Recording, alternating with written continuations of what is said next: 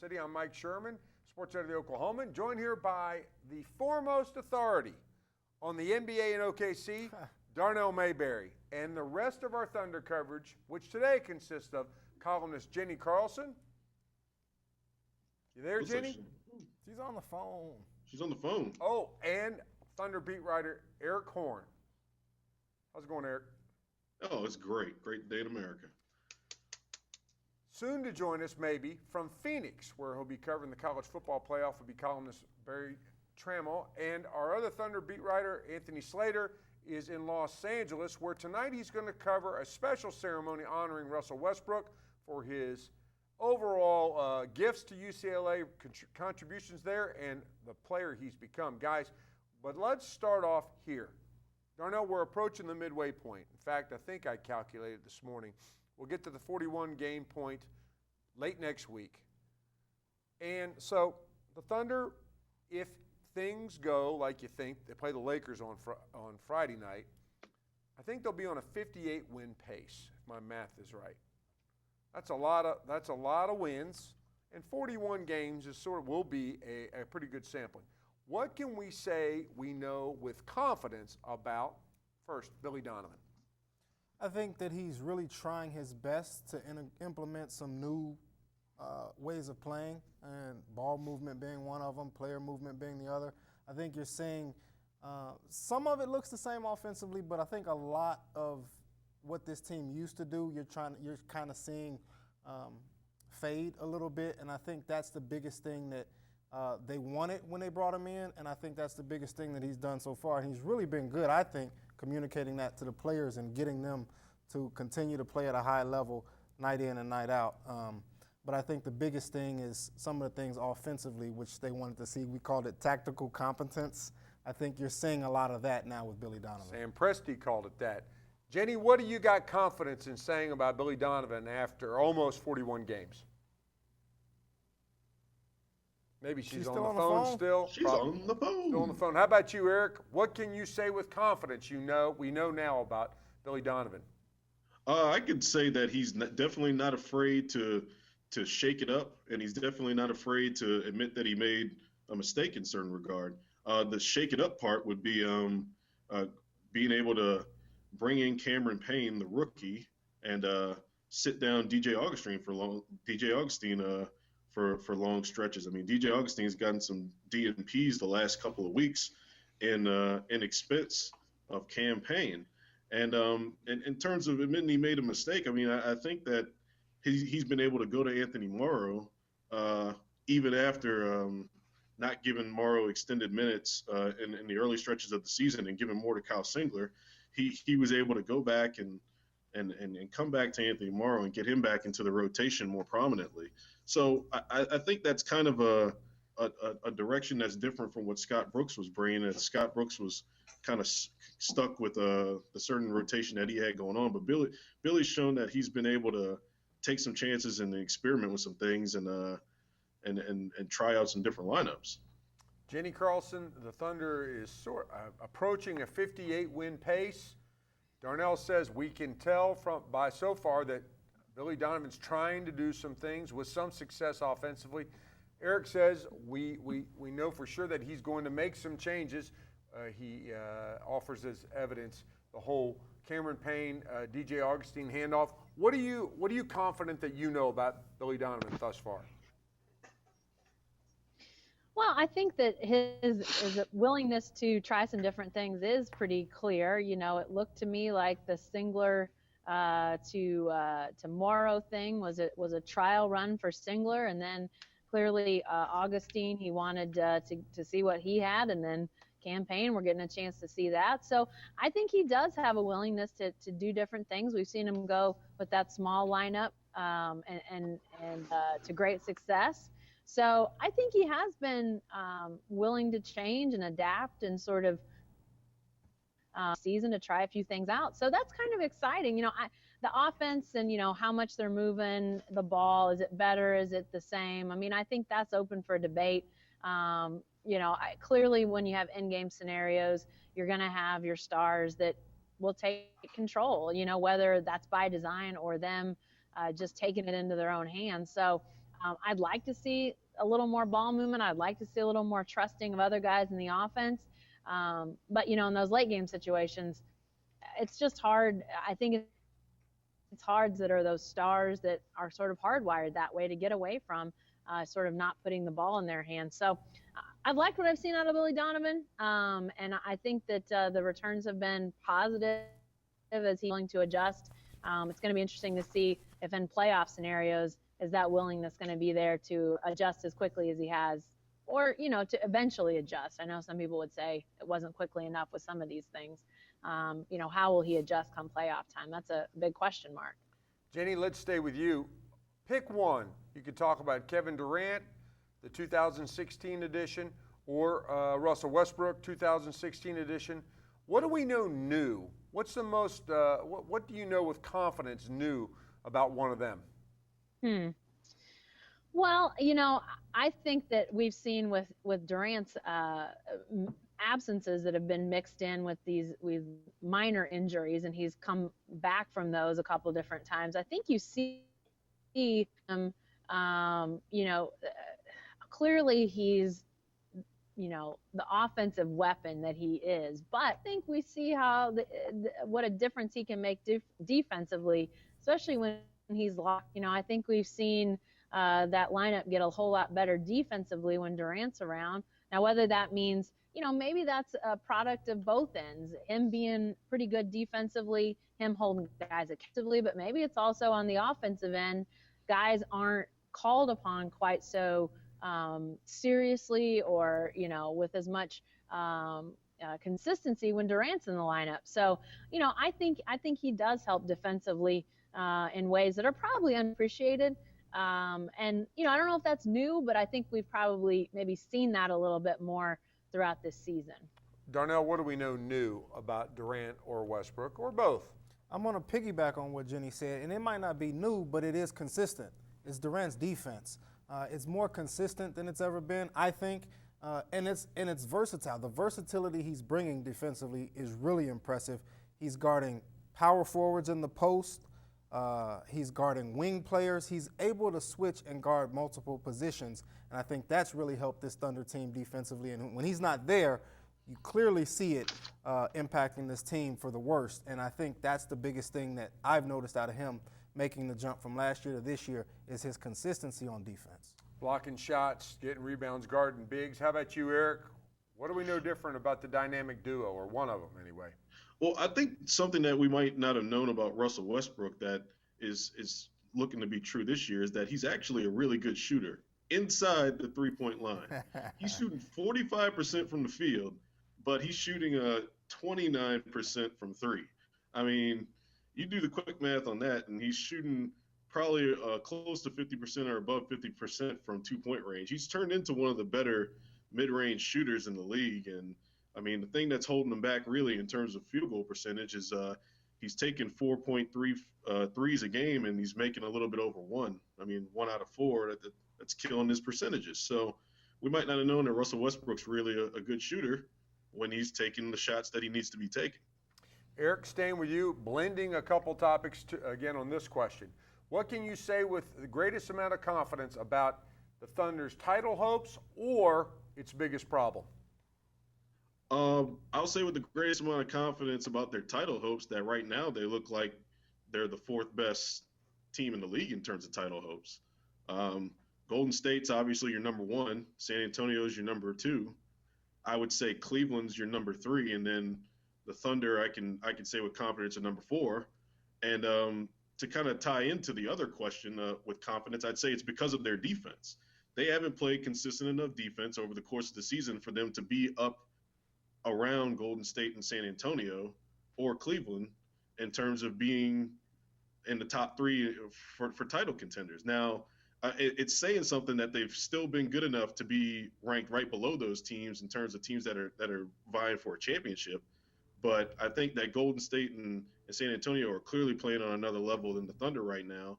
And based on the head-to-head matchup this year, I'd give Cleveland the edge over them for the 3rd best team in the league.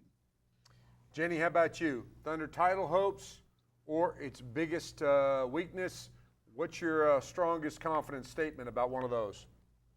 I think the thing that has come to mind for me with title hopes is that it sure looks like whoever the Thunder and probably the other top three teams in the West play in the first round of the playoffs, there's a real good chance that that's not going to be an opponent that's to the level that we've seen those first round opponents be in past years in the West. I think we talked about this earlier in the year, and I wasn't convinced of it yet that the West was down, but I think we're really starting to see that come to fruition. A team we saw in here last night in the Grizzlies as a 6th seed coming into that game last night, which would mean they would be the Thunder opponent in the first round of the playoffs if the playoffs started today. There's clearly a huge drop off from where we've seen 5, 6, 7, 8 seeds in the West be in the past. So what does that mean? It may ease the Thunder's road to get to, say, the Western Conference Finals or even the finals, but it also means the same thing for teams like the Warriors and the Spurs, and that those first round opponents, to me, don't look like they're going to be the world beaters of year past. What about it, Darnell? What's the strongest statement you can make about the Thunder's title hopes or its biggest weakness? I'll give you one of each. Their biggest strength to me is that they've got two of the best players in the world, Kevin Durant and Russell Westbrook. That gives them a chance in any series to have the two best players on the floor in most series. Until they get to the Warriors, then they'll have two of the best 3 players on the floor. You have to throw Steph Curry in there. That's debatable even. But I would say two of the best 3 players. So that to me is their biggest strength. And no one can stop either of those guys. And so that's going to give them a tremendous advantage in any series. The biggest concern, obviously, far and away is defense. So I'll give you a different one. To me, it's depth and the consistency with which other guys bring. I haven't seen a consistent performer on either end of the floor for this team beyond Kevin Durant and Russell Westbrook. I think they need a third guy, not just a third scorer, but someone who's going to bring something consistently every night on either offense or defense. And I don't think they have that guy just yet. Serge Ibaka should be that guy, but he struggled with inconsistency. Deion Waiters, we know, is inconsistent. So I think they really need a third guy to step up. Beyond defense, which is far and away the biggest concern, I think, it's who's going to be that third guy to be consistent. The business plan was built with Ibaka being that guy. Lately showing some signs of it, but you're right, especially on the offensive end, not there. Guys, let's switch gears a little bit, go to the league. Last night, a so-called clerical error cost Portland the services of none other than its second leading scorer against the Clippers. C.J. McCollum didn't get to play because his name didn't wind up on the active-inactive list the right way. The league disqualified, under league rules, he was disqualified. So, Eric, I'll start with you. Fill in the blank. That's what we're playing now. Fill in the blank. The C.J. McCollum rule is blank. Ridiculous, but fair under the rules. Doc Rivers, who in the Clippers, who Portland was playing, even said that in the past couple of years, they've done it twice. They've left Danny Granger off their roster before. But Doc also said, hey, it's on them to make sure they've got the roster right. So I think it's ridiculous, the active rule where you have to have a certain amount of active players and you have to have a certain amount of inactives. You have to have 2 inactives and 13 active players out of your 15 players available. And this is kind of perfect because it's going to tie into the story that we're going to be doing during the All-Star break on some of the stranger rules in the NBA. So as things like this keep popping up, I'm just going to keep adding them to my list of things that I'm going to mark off on the story. But I do think it's fair in that you got to be able to sign off on those sheets and know who's in and who's out. But it's rather ridiculous. I mean, they clearly knew that C.J. McCollum was going to be a guy that needed to be in this game and not whoever it was on the list. Luis Montero, I believe, was his name. Darnell, coming to you next. You know, that ridiculous thing reminds me of, what do they got, some sort of little league score sheet that they don't have room for enough names? Is that they need to print a larger score sheet? I don't know why, but you fill in the blank on that one. Well, I'm known for impersonations around here. I've done Shaq in the past. I loved it. I can get ready to go into a Stephen A right now. It's asinine. It's ridiculous. It's absurd. It's beyond belief. I can keep going. But the word I will settle on is senseless. I mean, it's a senseless rule. It makes no sense whatsoever. Who cares how many players you have active versus inactive? I mean, Just make all 15 active, or 14, 13 if you have that many on the roster, and let them all be eligible to play. I don't understand why the NBA has this rule where only a certain amount of guys can suit up. I think it's actually good that this happened to the Portland Trail Blazers, because now the league's going to have a chance to look at it and say, well, why do we have this rule? And maybe it's a story that we need to do. Examine why they have this rule, because to me it just doesn't make any sense. It's also a thinly veiled comment by you to try to get Mitch McGary out of a suit. That's right. They got to play Mitch McGary. Right. There we go. Okay, here we go. Hey, McGary. okay, Jenny, fill in the blank. The C.J. McCollum rule, that's what I'm calling it, is blank. It's the rule. I mean, I get that it may be silly, it may be stupid, but until they change it, you have to abide by it. So if you think it's dumb, I mean, this was sort of like that Des Bryant catch, no catch thing. Like, if you think the rule's dumb, well, then you got to go change it. But right now, it's the rule, and you got to pay attention to this stuff, and you got to make sure all the guys that you really want to play are on that list. So, I mean, I don't know why it's necessary, but for now, it's the rule, and if you're going to have rules, you got to follow them. This is a day Sorry, of, Stephen A. Sorry, Mitch McGary. Sorry. Okay, we're playing fill in the blank, and we have another so-called reference. I'm talking about the so-called Euro step, which Russell Westbrook put into play and then gave us an instant replay on last night against when the Thunder played the Memphis Grizzlies. He did his own instant replay. Anthony Slater wrote about it in his story on News OK right now. So, Jenny, I'm coming back to you on this one. Fill in the blank. The Euro step is blank. Well, it's probably traveling, to be quite honest with you, but but aren't a lot of plays in the NBA traveling? I mean, come on. If they called every traveling play in the NBA, we'd never get the game over. Of course, if I go back to my previous answer, the rule is the rule.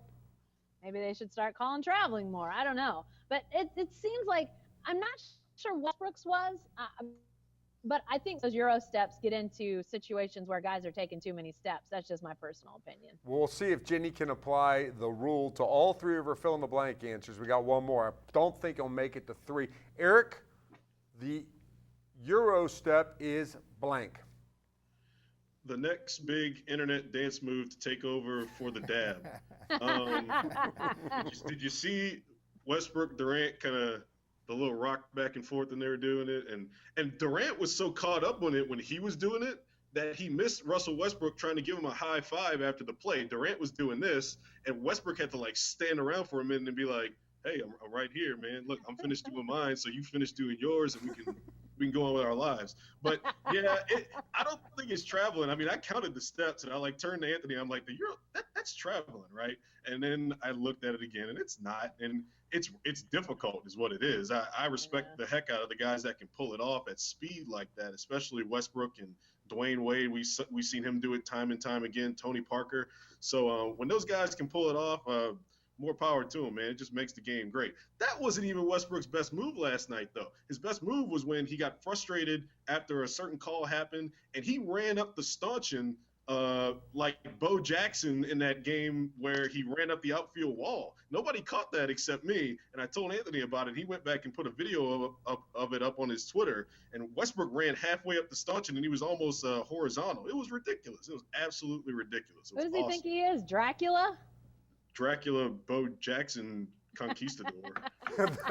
We'll get to that. Don't go there yet. Hey, Darnell, the Euro step is what? It's sweet. That's what it is. It's a sweet move. It's not only sweet, but it's effective, and it's even deadly because you can't really guard it. You're sitting there expecting to take a charge, and then all of a sudden a guy goes this way, and then he goes that way. Do it again, Eric. Well, he's with the hands. So I love the move. I don't think it's traveling, by the way. That's it. It was funny, man. It was so funny. It's a little bit like the Roomba. You know, the Roomba's got one of those. You need to take your wife to dance lessons. You'll learn that. And they'll teach you Euro step. I like it. I like Euro step revolution. That's for you, Jason Kersey. All right, last fill in the blank. Westbrook showed up at the Peak yesterday dressed like this. Paige Dillard, I think she's going to throw it up there for us. Dressed like this. Okay? Now, fix that in your mind if it isn't there already. Darnell, Westbrook's latest fashion statement was blank. A hot mess. Where I'm from, that's what they call that. That's a hot mess. You don't come out the house with an area rug on your body and a hat made of wood. I mean, now, I'm not the most fashionable guy. Wait a minute. I know you don't wear an area rug to work. That's what I know. There is no fashionable guy on this Hangout. There is one fashionable woman on the Hangout. We'll get to her last. Eric, coming at you. Westbrook's latest fashion statement was? It was too easy for his teammates to crack on. They were loving it after the game. Durant, Deion Waiters they were going back and forth on him. Durant called him Django.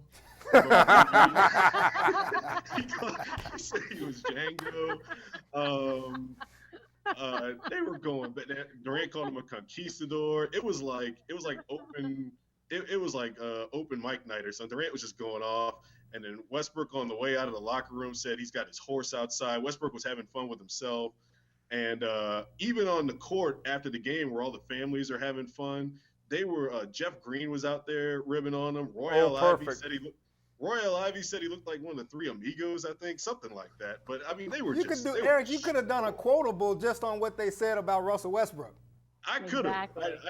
I held back a little bit, to be honest. I may even put some more of those in the journal for tomorrow. I've got a couple of things in there, but I thought it was Westbrook being Westbrook, and Durant really was at a loss for words. He said it was like the Wild Wild West, but after that, he just really didn't have anything to say. He was just like, "That's a Russell Westbrook."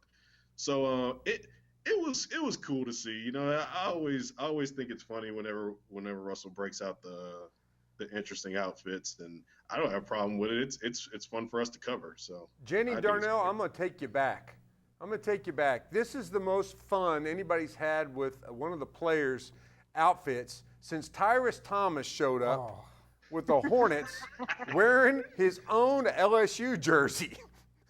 Like people wear people's jerseys. And then it's the most fun anybody had since Westbrook showed up that time, his rookie season, wearing his G.I. Joe shirt, and Desmond Mason, as Westbrook was coming out, saluted him.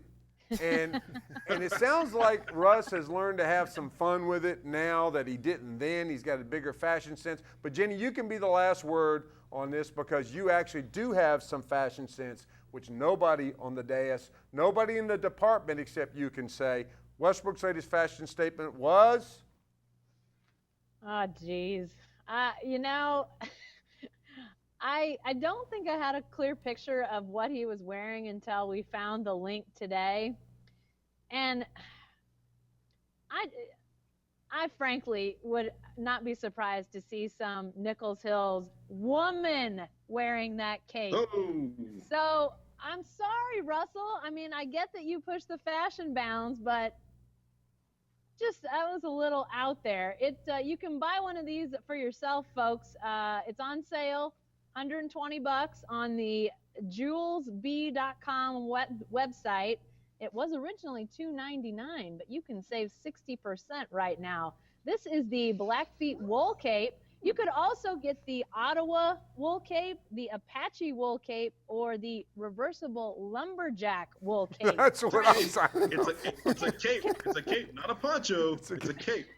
Can I just say that if we could get Russell back in this outfit and then get Durant in like the Apache wool cape and, I don't know, Ibaka in the Ottawa wool cape, I mean, that would be outstanding. What's your word, Jenny? You never said your word.